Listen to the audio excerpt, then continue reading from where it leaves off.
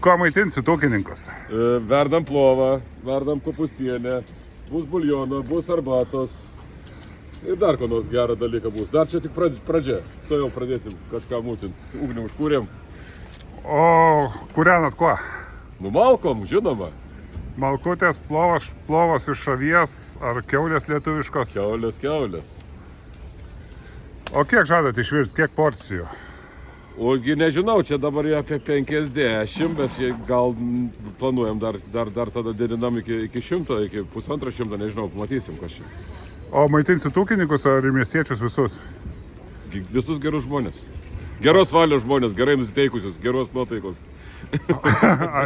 O nereikės prieš maistą pačiam nusiskust ar nusilupti, nes matau, kad veiksmas vyksta toks labai aktyviai. Gerai, mes čia suorganizuojam, viskas bus gerai. Čia turim gražių mergaičių, vat, iš Vilniaus atėjo į talką. Pabėga dabar.